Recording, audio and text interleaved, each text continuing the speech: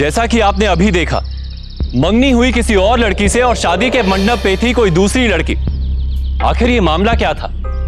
क्या ये कोई धोखा था, या फिर कोई कुर्बानी, या फिर रिश्तों में विश्वासघात की कोई कहानी? आखिर नई जिंदगी की ये कैसी शुरुआत थी? नमस्कार, सावधान यूपी फाइट बैक नाउ में मैं सौरभ राजन आपका स्वागत करता हूं। आखिर ये दो लड़कियां थी कौन? मामला जो भी था बेहद ही पेचीदा, और इस घटना को पूरी तरह समझने के लिए हमें सबसे पहले जानना होगा शुक्ला परिवार को। आइए देखते हैं। कहाँ थी तू? वो लोग आते ही होंगे। अरे दीदी, वैसे ही आज दुकान में इतना काम था, ऊपर से ये ताजा समोसे और जलेबी लाने में वैसे ही इतनी देर हो गई।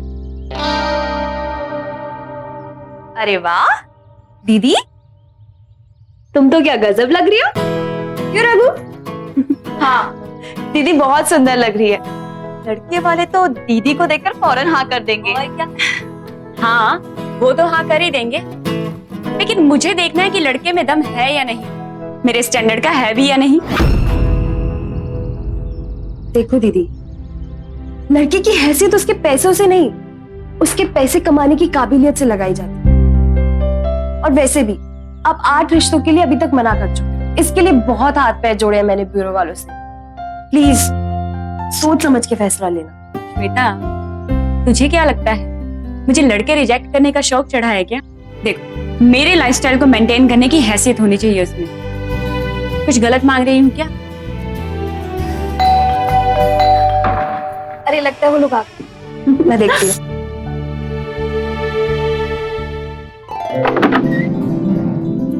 नमस्ते। नमस्ते बेटा।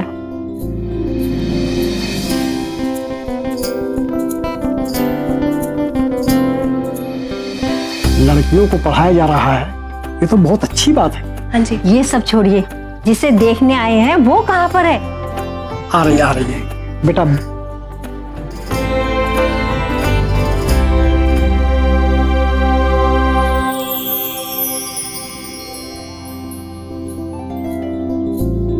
आंटी जी, हमारी नंदिनी दीदी ना 12th क्लास पास है और घर के सारे कामों में माहिर है। मनोज ने भी मैट्रिक पास किया है और ऊपर वाले की कृपा से हमारी भी स्टील के बर्तनों की दुकान है, वो भी चौक पे, MS बर्तन भंडार। अरे वाह। अरे आंटी जी, ये लीजिए ना।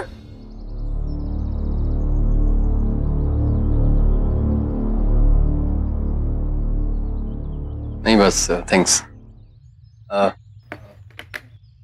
मैं नंदिनी से अकेले में बात कर सकता हूँ?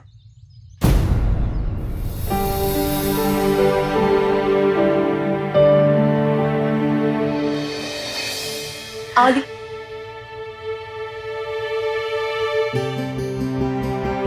तो मनोज, हमें भी बताओ क्या फैसला लिया है तुम दोनों ने?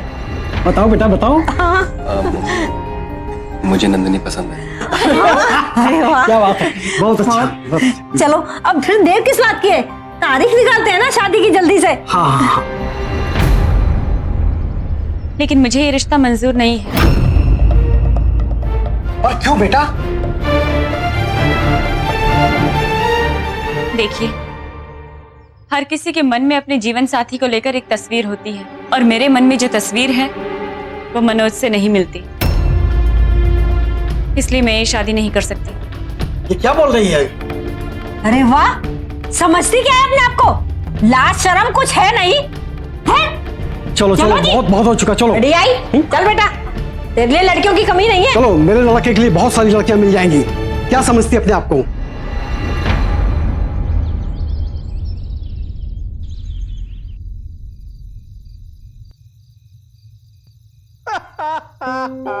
यार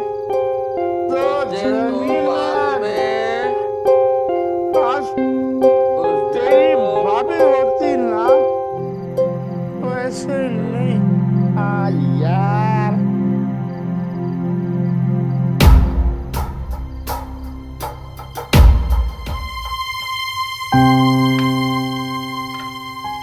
क्या हुआ? कुछ नहीं। दारू पी रहे। अच्छा दी, हे तेरे कपड़े धो दिए। तूने मेरा वो लाल कलर का दुपट्टा देखा है क्या? रेड वाला? हाँ, कबर्ड में है। अच्छा।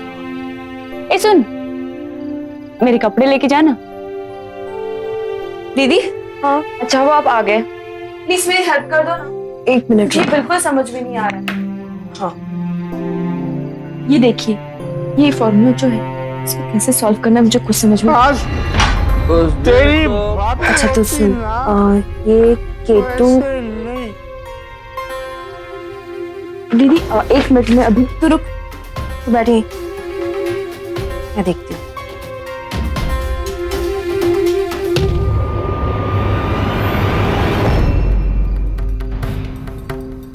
भाभी की बात मत पापा कर। उठिए, उठिए पापा, उठिए।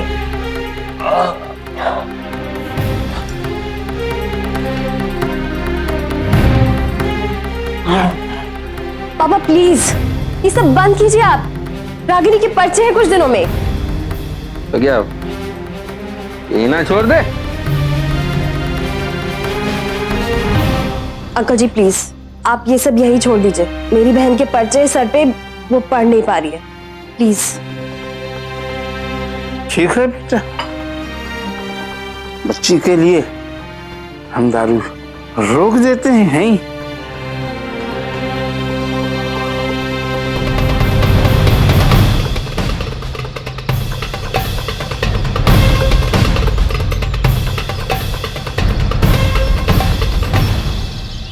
शुक्ला परिवार के हालात अच्छे नहीं थे और उसे और भी बदतर बना रहे थे उन लड़कियों के पिता जो 24 घंटे शराब के नशे में चूर घर की रही सही शांति को भी भंग करते थे। नंदिनी किसी अमीर लड़के से शादी करना चाहती थी। रागिनी अपंग होने के बावजूद अपनी पढ़ाई पूरी करना चाहती थी और इन दोनों के बीचों बीच श्वेता घर की जिम्मेदारी और घर की शांति के लिए चुपचाप अपना फर्ज निभा रही थी।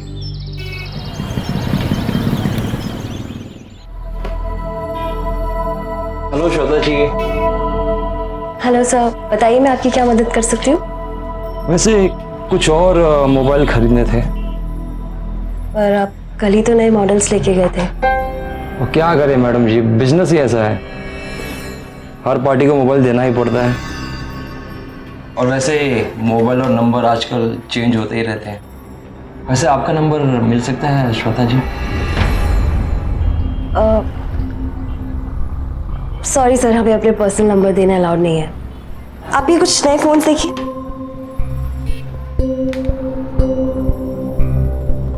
वैसे ये वाला बता दीजिए।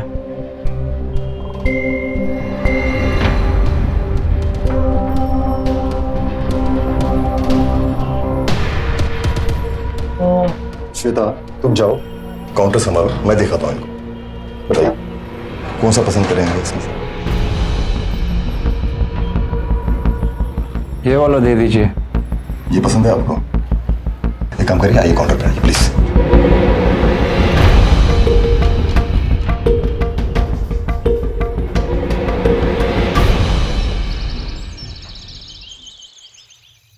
अरे वाह, तू आज पढ़ रही है? नंदिनी का है? बस आती हूँ। दीदी प्लीज मेरी हेल्प कर दो ना, ये फॉर्मूला मुझसे सॉल्व ही नहीं हो रहा है। देखो ना, K2CR207, ये कैसे सॉल्व करूं मुझे समझ ही नहीं आ रहा। इसका ना तो एक काम कर, K2 + CR। मेरा तो नहीं है। मेरा भी नहीं। दीदी आपके बैग से आवाज आ रही है। कौन यहाँ? बैग से कैसे आवाज आ रही है? आवाज तो बैग से ही आ रही है दीदी।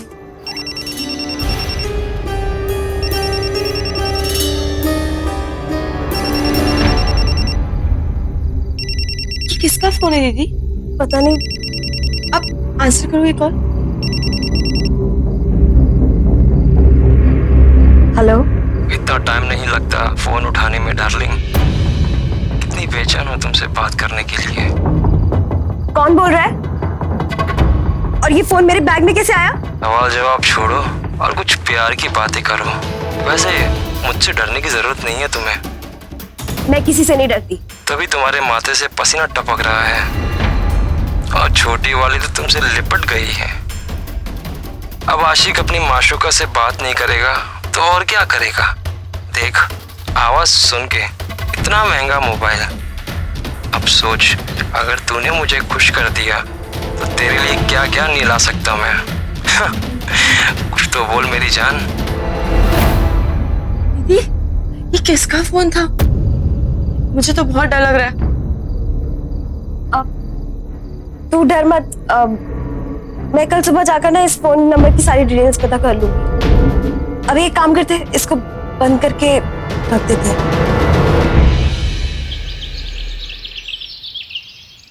इस सॉफ्टवेयर से पता लग गया है कि सिम नया है और पहला कॉल भी तुझे किया है। नंबर लगातार स्विच ऑफ है ना। पता लग जाए बदमाश का, छोड़ूंगा नहीं उसको मैं।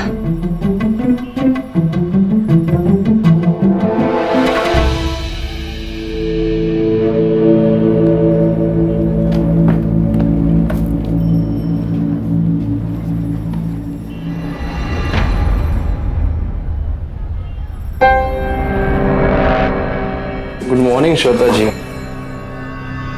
Good morning. वैसे आज आप बहुत बूझी बूझी सी लग रही हैं। लगता है रात भर नींद नहीं आई आपको। नहीं, ऐसी कोई बात नहीं है। आप बताइए कैसे आना हो? वैसे कुछ देखने का मन था, मतलब कुछ नया देखने का। ओके, ये कुछ नए मॉडल्स हैं, देख लीजिए।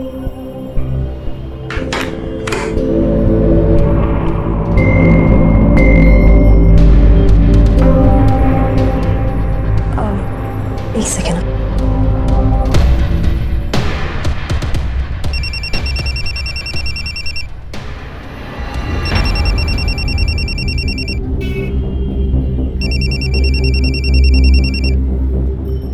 उठाओ फोन। क्या हुआ, हाथ जम गए तुम्हारे? कल रात को तो बहुत जुबान चल रही थी तुम्हारी। क्या हुआ? क्या प्रॉब्लम है आपकी? भैया, ये वही आदमी है जो कल रात को मुझे फोन कर करके परेशान कर रहा था और घटिया बातें कर रहा था। मैडम जी, आपको कुछ गलतफहमी हुई है। गलतफहमी मुझे नहीं, गलतफहमी तुम्हें हो रही है। ये सोचकर कि लड़की पैसे कमाने बाहर निकली तो कुछ भी करने के लिए तैयार होगी। लड़की इज्जत की रोटी क्या कमाने निकली, पर तुम जैसे बैठे ना गली गली उसे बेइज्जत करने के लिए। तुम्हारी हिम्मत भी कैसे हुई मुझे इस तरह की घटिया बात करने की?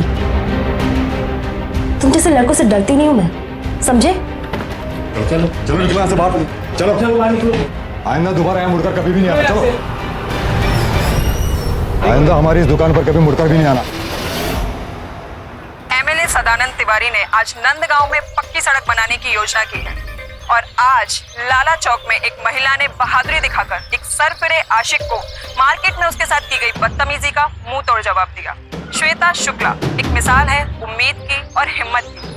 कैसे उन्होंने इस आदमी को सबक सिखाया, आइए देखते हैं। आइंदा हमारी इस दुकान पर कभी मुड़कर भी नहीं आना। तेरी ये औकात। तुम जैसे लड़कों को सबक सिखाने की औकात रखती है हर लड़की, समझे? इतनी हिम्मत तो हम सब में है। अब इससे पहले कि मैं पुलिस में रिपोर्ट करूं, दफा हो जाओ यहाँ से। भैया जी, उसकी ये मजाल, उसने भरे बाजार में आपकी बेइज्जती कर दी। भैया जी, कहो तो लौंडिया को उठा लेते हैं अभी। अभी जाने दो, अभी मामला गरम है। उसे तो ऐसा सबक सिखाएंगे कि जिंदगी भर याद रखेगी।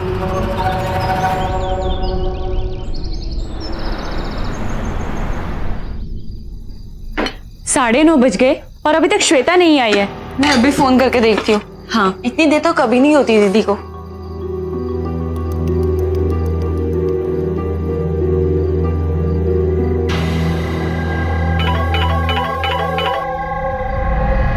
हेलो श्वेता दी, कहाँ है आप? इतनी देर क्यों हो गई?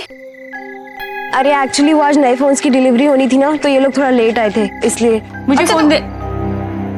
हेलो श्वेता, इतना लेट हो गया, तू कहाँ है अभी तक? और राजा भैया कहाँ है? अरे वो राजा भैया हरिद्वार गए ना किसी काम से, इसलिए मुझे यहाँ रुकना पड़ा। आप टेंशन मत लो, मैं दुकान बंद कर दी है, मैं जस्ट निकल गई हूँ। आप टेंशन मत लो, मैं पहुंच रही हूँ। ठीक है, जल्दी से आ जा। हाँ ठीक है, चलो बाय।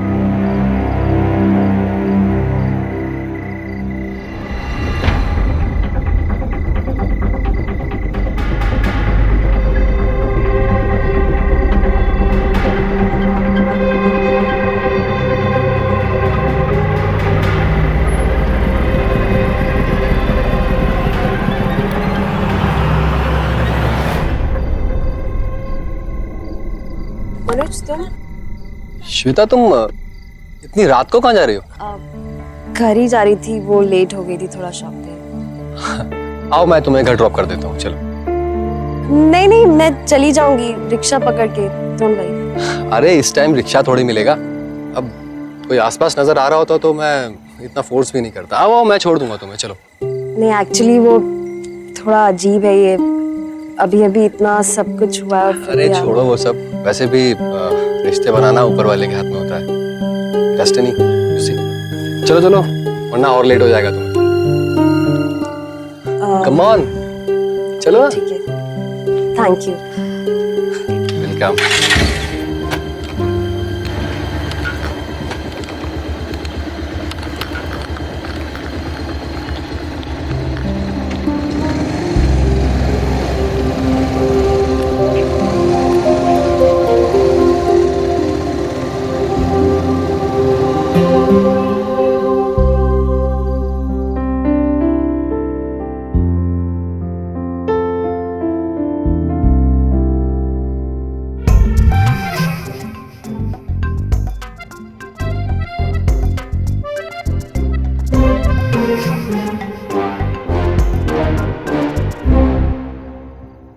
ये आंखों ही आंखों में बातें करना बंद करो और जो पूछना है वो पूछ लो।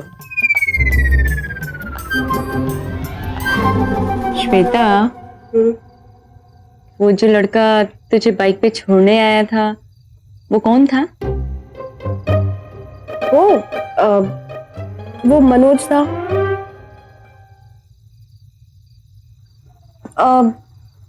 एक्चुअली वो मुझे रास्ते में मिल गया था और लिफ्ट देने की बात की और मुझे भी बहुत लेट हो रहा था, रिक्शा भी नहीं मिला तो मैंने लिफ्ट ले ली। ओह, तो ये बात है, अब आया मेरी समझ में। वो तेरे जरिए मुझसे दोबारा शादी की बात चलाना चाहता है। नहीं दी, मुझे ऐसा नहीं लगता, बल्कि वो तो नहीं जानती है ऐसे लड़कों को। देखना, वो शादी की बात दोबारा जरूर उठाएगा।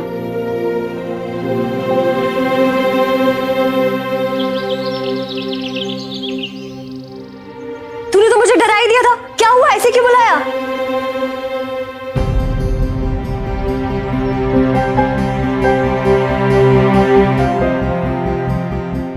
नमस्ते।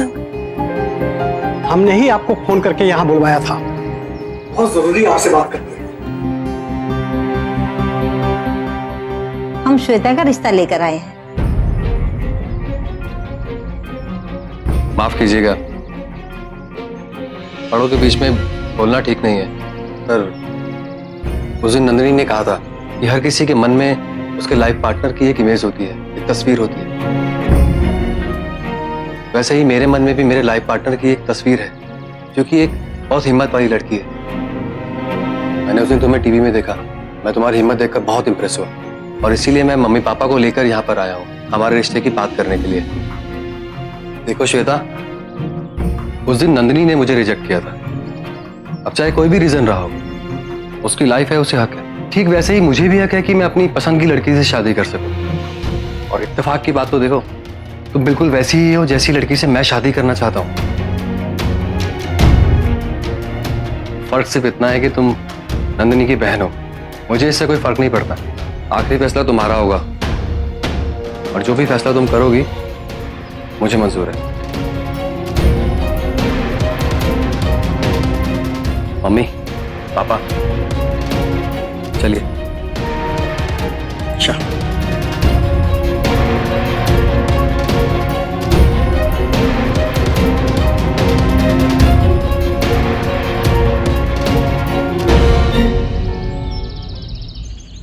समझता क्या है अपने आप को?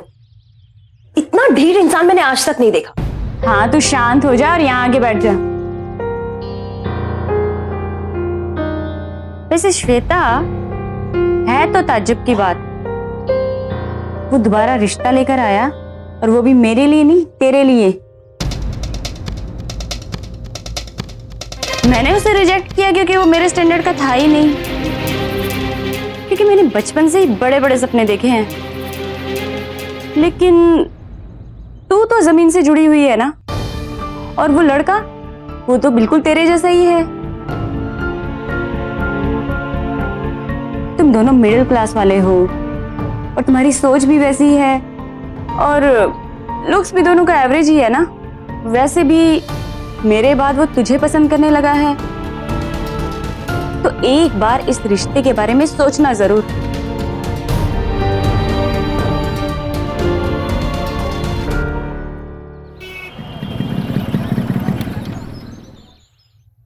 एक्सक्यूज मी मैम, मेरे इस फोन में कुछ प्रॉब्लम आ रही है। वो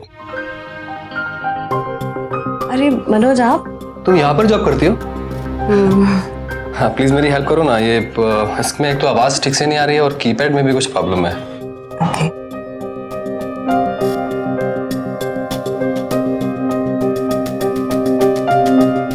इसको आपको यहाँ पे रिपेयर के लिए छोड़ना होगा एक दिन के लिए। आप ये सिम ले जाइए। लेकिन क्या हुआ? मैं फोन यहाँ पर छोड़ जाऊंगा तो फिर मेरे क्लाइंट्स के कॉल्स मिस हो जाएंगे। एक मिनट, जब तक आपका फोन यहाँ पर रिपेयर के लिए आप ये टेम्परेरी फोन यूज करिए। अरे नहीं मैं मैनेज कर लूंगा। अरे रख लीजिए प्लीज, उस दिन आपने मेरी हेल्प की थी, आज मैं आपकी कर रही हूँ। ले लीजिए। Thank you. You're welcome. Bye.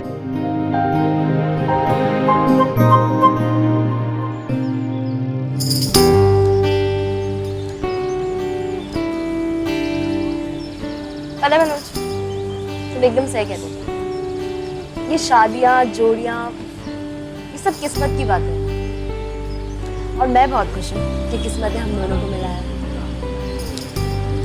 मैं भी बहुत खुश हूँ और अब तो बस इसी बात का इंतजार है कि हम दोनों अपनी नई जिंदगी की शुरुआत कब करेंगे।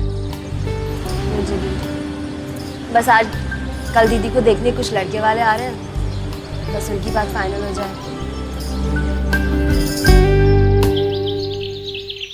नमस्ते, मैं लड़के की बुआ हूँ। आंटी जी, ये है हमारी दीदी नंदिनी। कहाँ तक पढ़ाई की है बेटा? जी मैं 12वीं पास हूँ। देखो ऐसा है कि लड़के की माँ नहीं है, इसलिए सारी बात मैं कर रही हूँ। वैसे तो हमारे घर में कुछ कमी नहीं है, 3 गाड़ियां है, कोठी है, फैमिली बिजनेस है, बस एक घर संभालने वाली औरत नहीं है। आपका रिश्ता आया तो आप हमें काफी अच्छी लगी, लेकिन देखो शादी एकदम सिंपल तरीके से होगी, क्योंकि तो भाभी के जाने के बाद भैया अकेले पड़ गए हैं ना।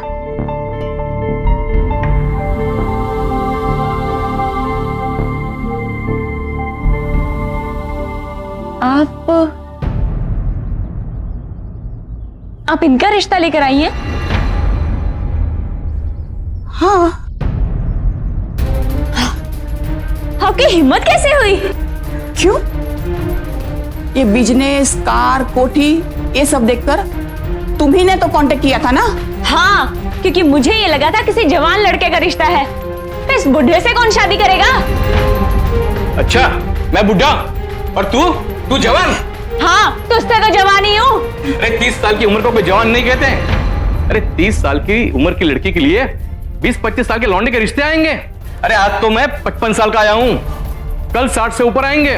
और दूसरी बात, तू मुझे क्या रिजेक्ट करेगी? मैं तुझे रिजेक्ट करता हूं। चले जी चलिए, ऊंची दुकान और फीके पकवान।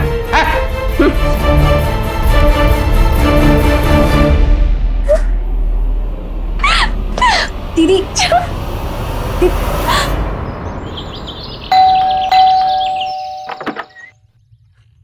मनोज तुम? श्वेता है क्या अंदर? श्वेता, हेलो। पहले मुंह खोलो और मुंह मीठा करो।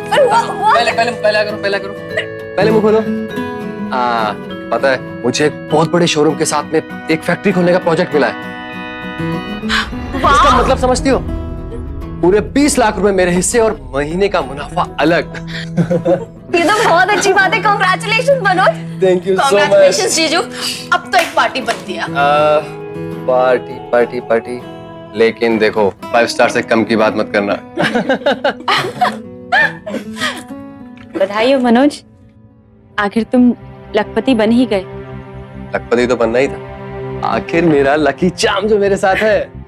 वैसे भी मम्मी कह रही थी कि रोका जल्दी से जल्दी कर देते।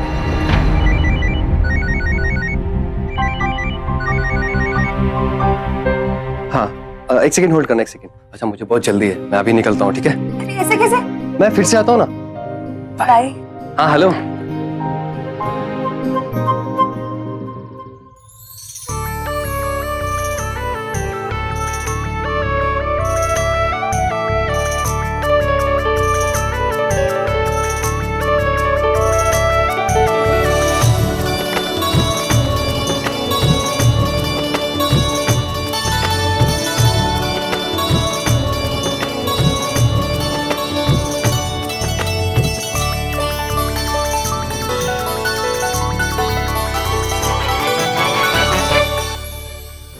दीदी, आई एम सॉरी। ये लोग चाहते थे कि रोका थोड़ा जल्दी हो जाए। कोई बात नहीं।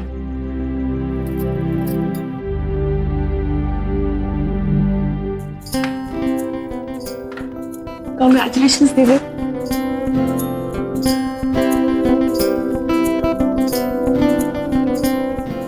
चलो, एक से तो छुटकारा मिलेगा। अच्छा, आप सबके लिए एक सरप्राइज है। गेस? मैंने एक नई कार बुक की है। क्या बात है, कॉन्ग्रेचुलेशन। कॉन्ग्रेचुलेशंस जीजू।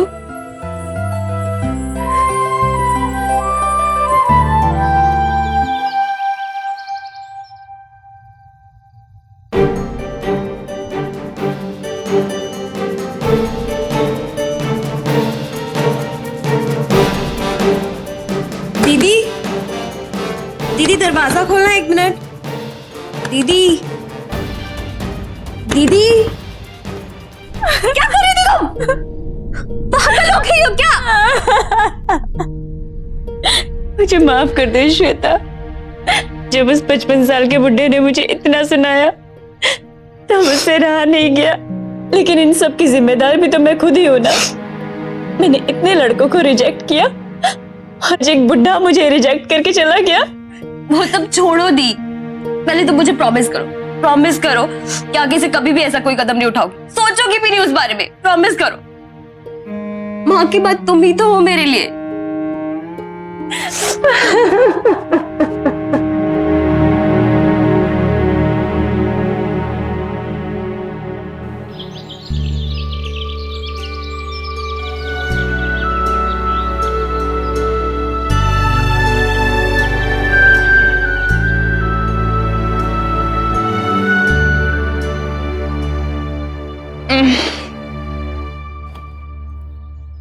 साढ़े 8?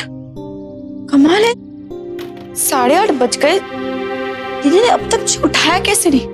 क्या हुआ? वो रुक, मैं देती। ये श्वेता कहाँ है? वॉशरूम में होगी शायद। 8:30 बज गए, मुझे भी दीदी नहीं उठाया अब तक। लेकिन वो वहां नहीं है, वो पूरे घर में नहीं है।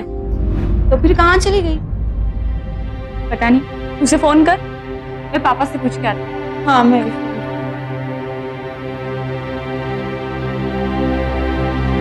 The number you have called is currently switched off. Please try again later. Thank you. The number you have called is currently switched off. Please try again later. Thank you. पापा तो सो रहे हैं। दीदी का भी फोन ऑफ है। अच्छा, मुझे दे, मैं राजा भैया को फोन करके देखती हूँ।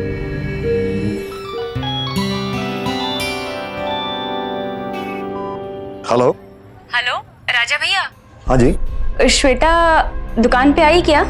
अभी तक तो आई नहीं है। क्यों? नहीं, कुछ नहीं, वो बस यूं ही। ठीक है, बाय। क्या बोला राजा भैया ने?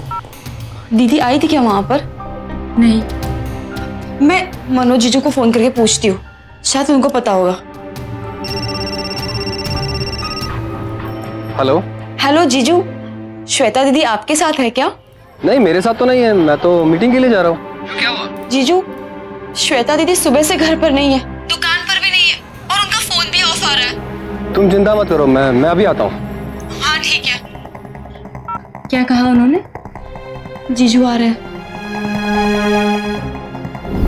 सर 10 घंटे हो गए, मेरी दीदी अब तक घर नहीं आई। प्लीज कुछ कीजिए ना। सर, मैं श्वेता का मंगेतर हूँ। ये बहुत गंभीर बात है सर, प्लीज आप उसे ढूंढिए। अच्छा, आपका कुछ लड़ाई झगड़ा वगैरह कुछ हुआ था क्या?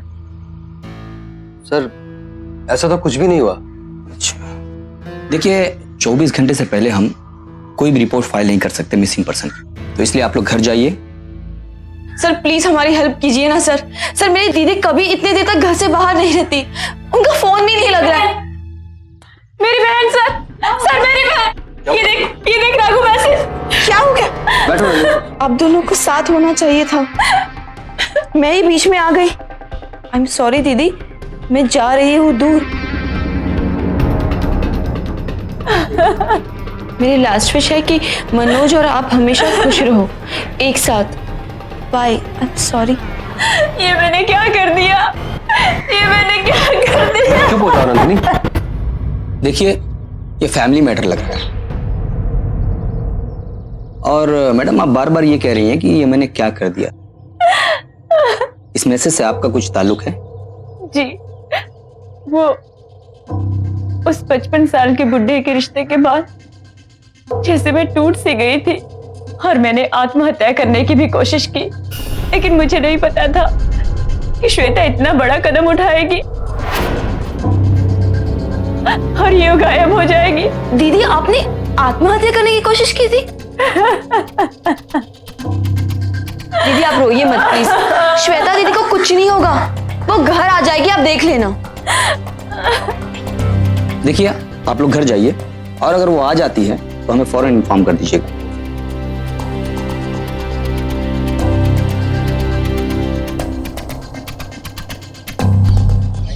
24 घंटे बीत चुके थे, लेकिन श्वेता कहीं नहीं मिली। मिला तो सिर्फ एक एसएमएस। घर वाले और पुलिस दोनों श्वेता की तलाश कर रहे थे। अगर ये कुर्बानी ही थी तो इसमें श्वेता लापता क्यों थी? इस जज्बाती मामले को एसएमएस के बजाय दो बहनें आपस में बैठकर बात करके हल भी तो कर सकती थी, लेकिन ऐसा नहीं हुआ। सब यही सोच रहे थे कि श्वेता गई तो गई कहां। आगे जो सामने आने वाला था वो बेहद ही चौंका देने वाला था। आइए देखते हैं। श्वेता, एक मिनट दूर रहिए प्लीज, साइड में हट जाइए। श्वेता आइए आप लोग।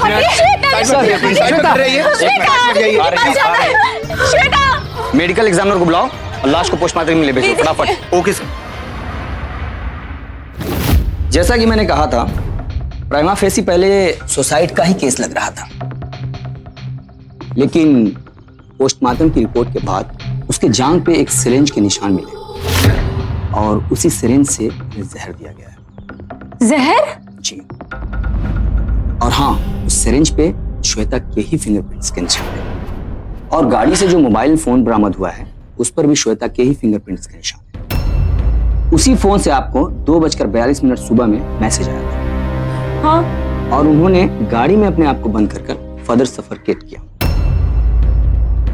देखिए ऐसे नहीं हो सकता, श्वेता दी ऐसा नहीं कर सकती। राइट, हमें भी यही लग रहा है ये मर्डर है और इसे सुसाइड का रूप दिया जा रहा है, लेकिन गाड़ी फॉरेंसिक टीम के पास है और जल्द ही जल्द कोई ना कोई सुराग हमारे हाथ लग जाए। लेकिन आप लोगों को किसी के ऊपर कोई शक, कोई जैसे कोई झगड़ा उगड़ा पहले कर रहा हो कुछ ऐसा? एक लड़का है प्रताप, वो श्वेता दी को बहुत परेशान करता था। साहब मैंने श्वेता को नहीं मारा साहब, मेरा यकीन करो, मैं तो सिर्फ उसे बदला लेना चाहता था साहब। उसने मेरी बेइज्जती की थी, इसलिए मैं सिर्फ उसे उठवाना चाहता था और कुछ नहीं साहब। सर रिपोर्ट आ गई है, गाड़ी से कोई भी फिंगरप्रिंट बरामद नहीं हुआ, सिर्फ श्वेता के बाल और उसके फिंगरप्रिंट मिले।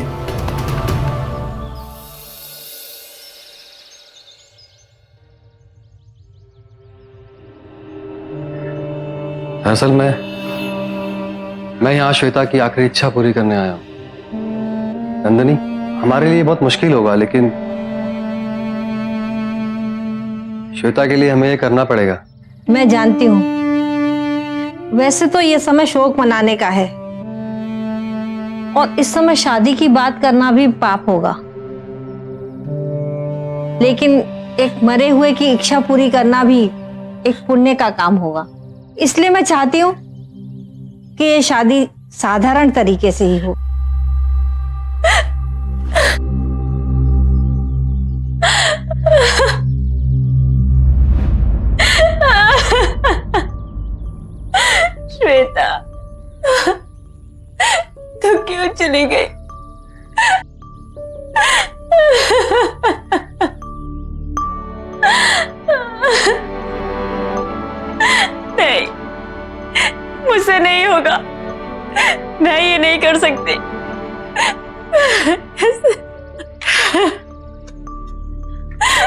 दीदी मत रोइए दीदी, प्लीज जो कुछ भी हो उसके लिए अपने आप को कसूर मत दो दीदी।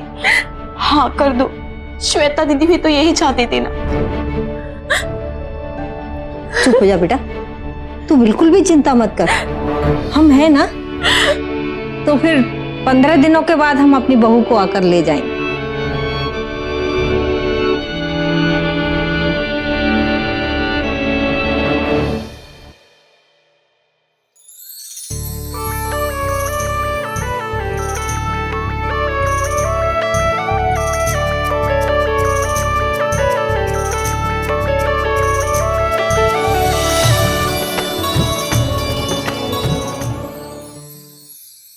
यकीन नहीं होता कि श्वेता दी सुसाइड करेगी, वो भी इंजेक्शन लगाकर। उन्हें तो इंजेक्शन से कितना डर लगता था, और फिर नशे की हालत में वो कैसे इतना लंबा मैसेज बिना किसी टाइपो एरर के सेंड कर सकती थी। ये हो ना हो किसी और का काम है।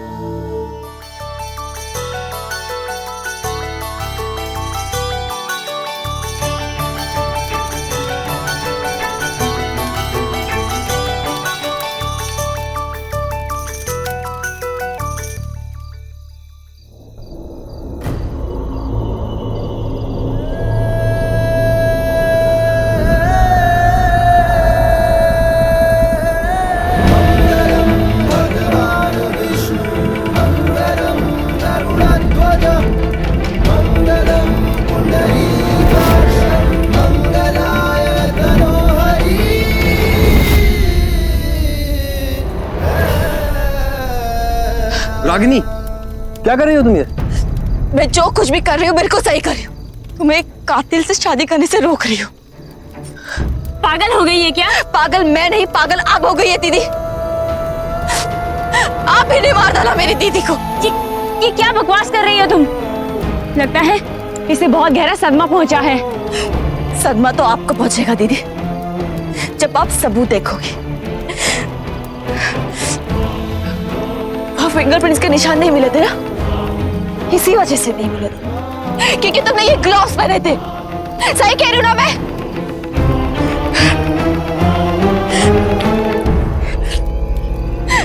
ये नाखून आपका है ना?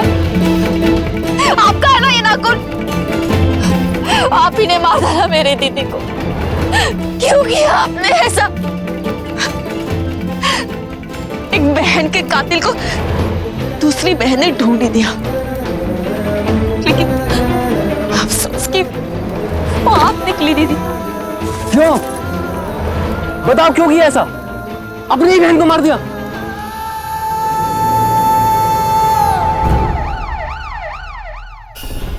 वैसे कब से चल रही थी ये प्लानिंग?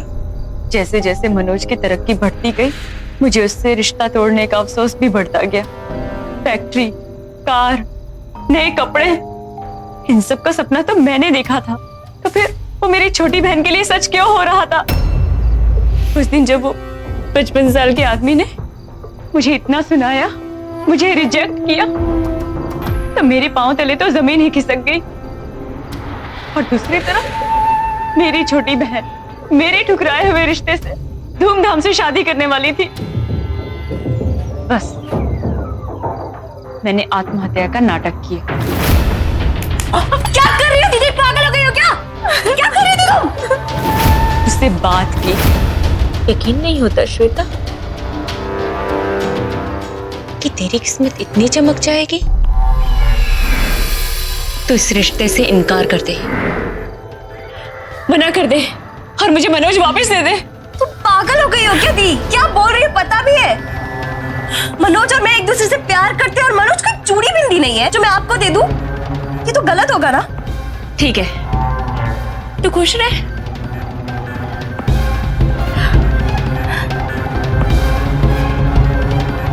जा यहां से।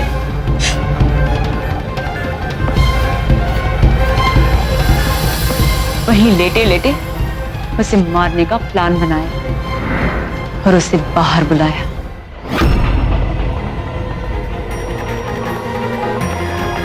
तुम ऐसे कैसे कर सकती हो दीदी? शर्म आती है मुझे। तुम्हें अपनी दीदी कहते हैं। मैं तुम्हें कभी माफ नहीं करूंगा नंदिनी। चलो रागिनी। बहनें एक दूसरे के लिए जान तक दे देती हैं, लेकिन यहां एक बहन की हत्या के लिए दूसरी बहन जिम्मेदार निकली, वो भी एक लड़के के लिए, ऐशो आराम की जिंदगी के लिए। ऐशो आराम की जिंदगी हर कोई चाहता है, लेकिन अगर वो जुनून और पागलपन की हद तक पहुंच जाए तो वो किसी को अपराधी भी बना सकता है, जैसा कि इस केस में हुआ। आखिर कोई स्वार्थ और लालच के चलते इतना नीचे कैसे गिर सकता है कि अपनी ही बहन की हत्या कर दे? और इसका अंजाम क्या हुआ? उसकी अपनी जिंदगी तो बर्बाद हुई, साथ ही साथ उसका पूरा परिवार बिखर कर रह गया।